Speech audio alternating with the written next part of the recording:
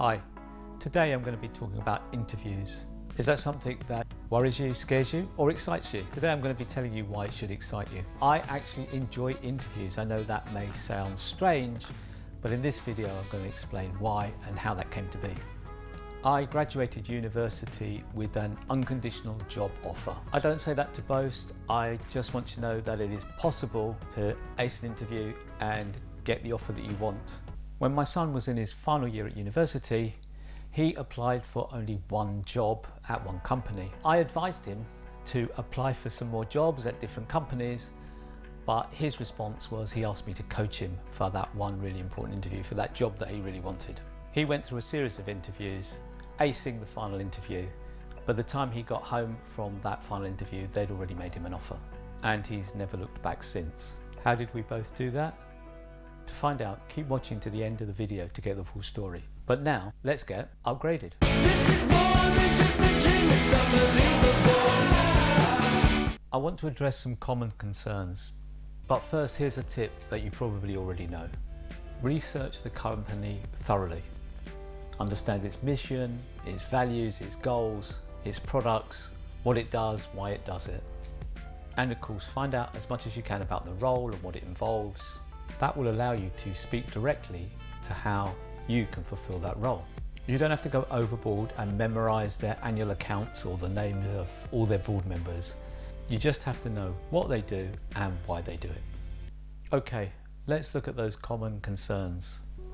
Number 5, worrying that you don't have the right experience or skills. If you've got to the interview stage, they've already read your CV or resume. If you're a graduate, they already know that.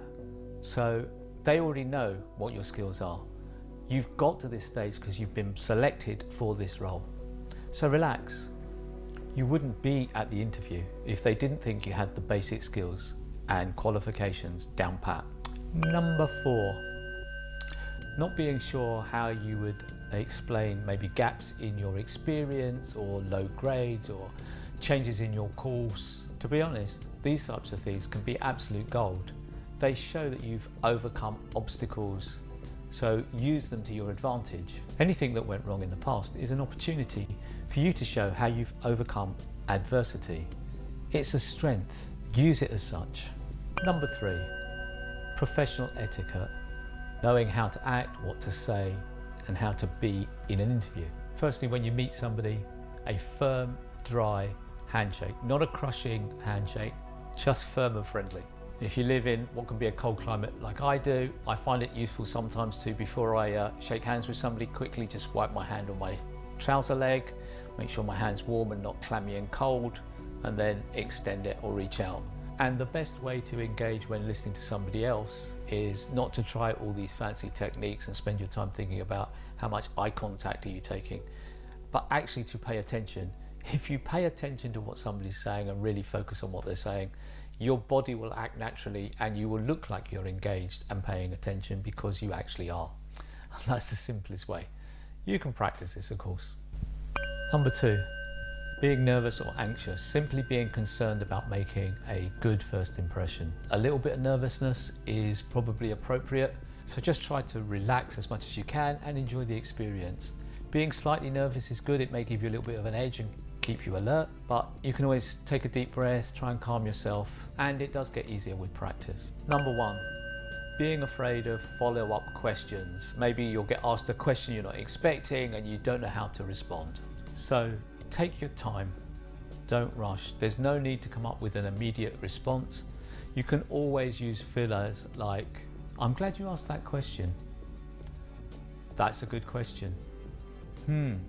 That's an interesting one. So you can say something that gives you the opportunity to think and slow things down. Or you can take a deep breath. So quite often we're uncomfortable with silence and it seems like that silence goes on for hours, but actually in reality it's only a moment. So just relax, take it easy, take a deep breath, calm yourself, and then give yourself time to think and answer the question. So the most important thing is, if you don't know the answer, just say you don't know the answer. Don't try to blag it or make up something. If you're unsure, it's perfectly fine to say, I'm not quite sure, but I think the answer is this. You could say something like, oh, I remember doing that on the course, but I can't recall the answer. or we didn't cover that on the course. Before we get into that magic sauce I promised you, it's important that you understand a few fundamentals. So let's go through them quickly first. Dress professionally and appropriate for the role. So wear smart attire or a suit in a lot of cases. You want to present a polished professional image. It's about showing that you've made some effort and you're taking this seriously. So when I was younger, I knew somebody that thought what you wore to an interview shouldn't matter, that he should be judged on his skills and his abilities. That proved not to be a very successful strategy. Give yourself plenty of time to get to the interview.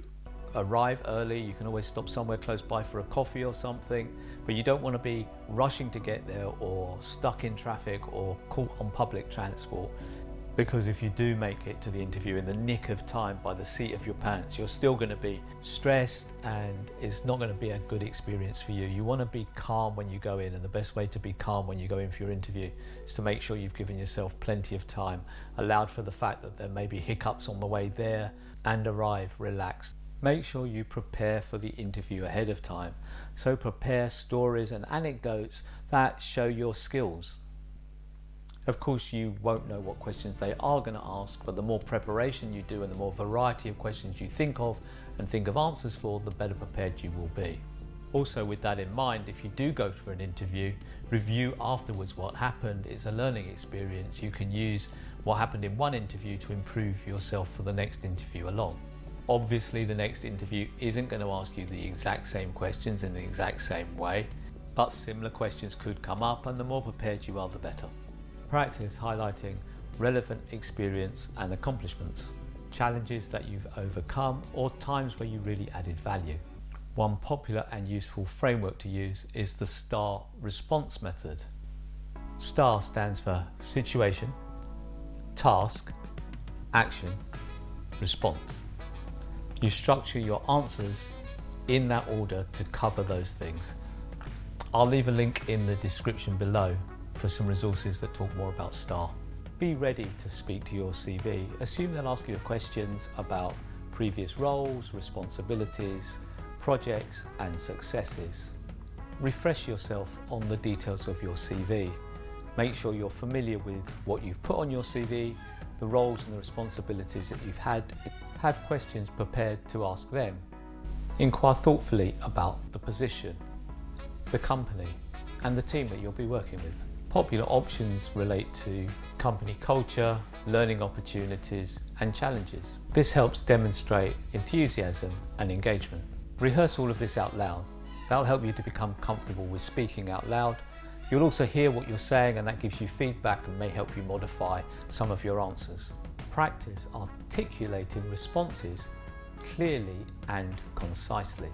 Pay attention not just to your content, but to your delivery as well. Better still, record yourself so you can play back and see how you're doing. Make eye contact and sit up straight. Good body language includes facing the interviewer, sitting up straight and keeping your posture, and employing appropriate and good hand gestures. Most importantly, be natural and be yourself. The goal is to display confidence and maturity while highlighting relevant knowledge and communication skills. Well, that's all pretty standard stuff.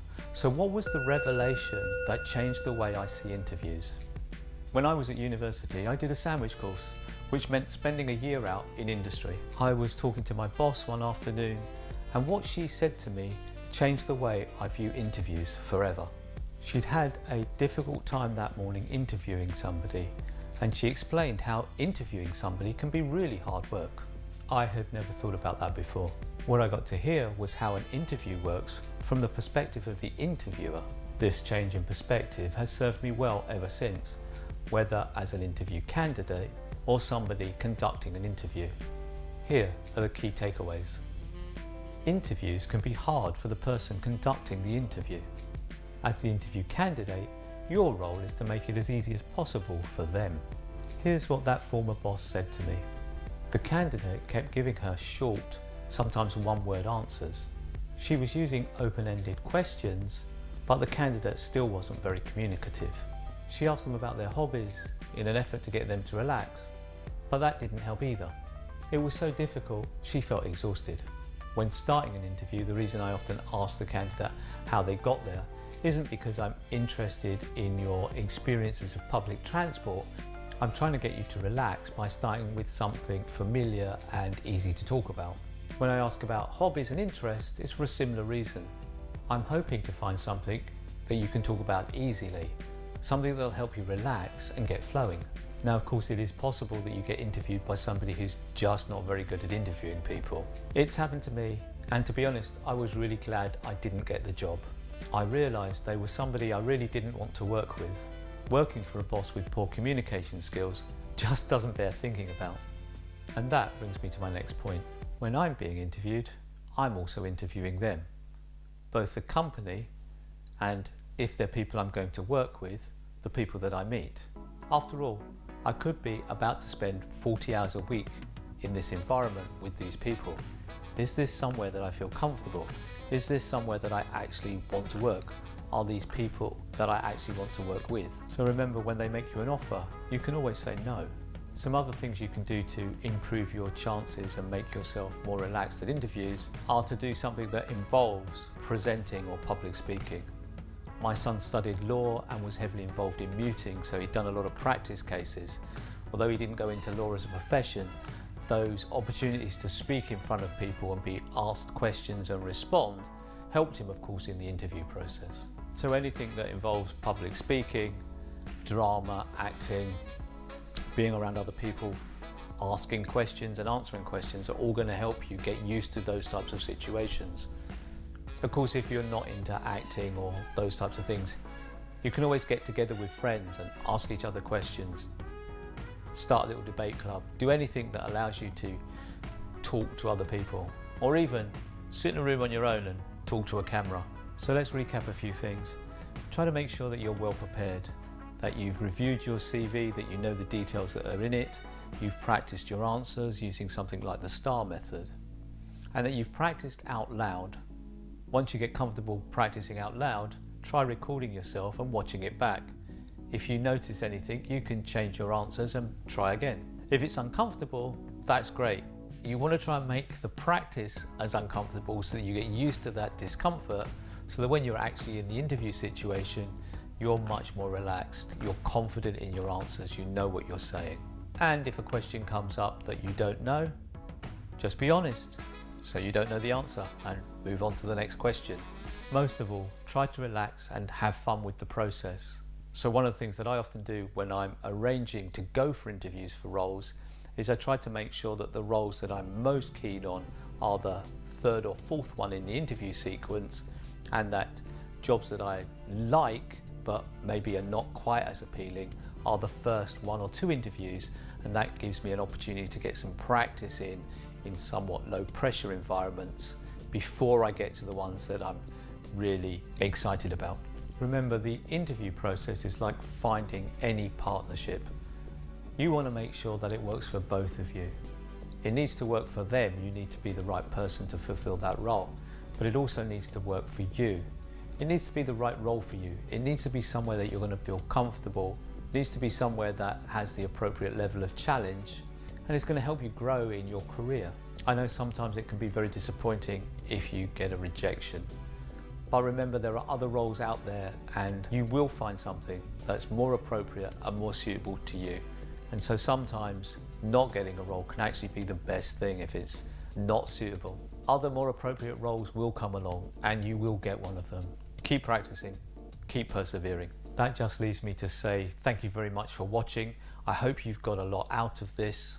I want to say a massive thank you to my subscribers and everybody that watches these videos, shares them, likes them. All of that really does make a big difference and helps grow the channel. So thank you so much for that. I'm Leslie, and you've been upgraded.